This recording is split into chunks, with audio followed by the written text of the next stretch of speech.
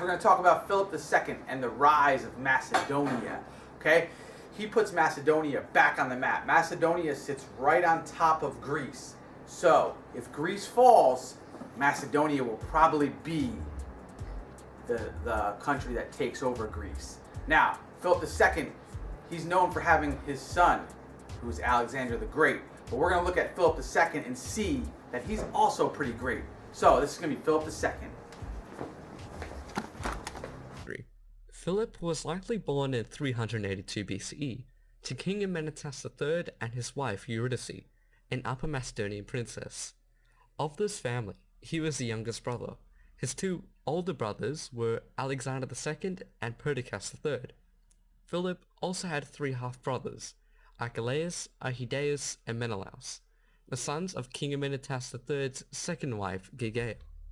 In his youth, he would have been raised in the traditional Macedonian ways, with an emphasis. Although the move was drastic, Philip's studies continued, and in fact excelled. He was taught for a while by the Pythagorean philosopher Lysis of Taris, from whom he would have learnt about metaphysics and mathematics. But by far his greatest influence was from Paminus, or rather his contacts.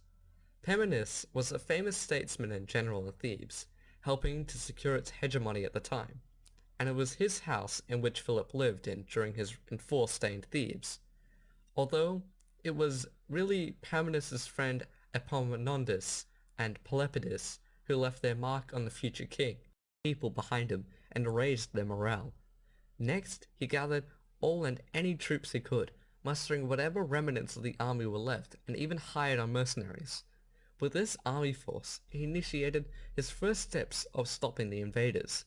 Philip knew a confrontation on the battlefield would be the death of him, so he turned to diplomacy, in which he would find himself in luck. The Illyrian king, Badillus, decided not to press his advantage with the death of Perdiccas, and sought to make a truce with the new king. Of course, it was not like Philip could deny any of the terms, and so Philip was to marry Badillus' granddaughter Odata, continue the regular tributes to the Dardanians, and Dardania was to continue to have their control over parts of Upper Macedonia. Badillus likely thought that these terms and Philip's position gave him a stranglehold on Macedonia, something that we will find to be a gross miscalculation. Badillus returned home. Next of the invaders were the Thracians and the Paeonians. The Paeonians were easy enough. Through a clever selection of bribes to the right people, Philip made the Paeonian king's ambition of invasion lose all momentum. Philip's northern border was secure, for now. As for the Thracians, well, shortly before Philip's ascension, the king of the Odrysian kingdom, Cotys, was assassinated.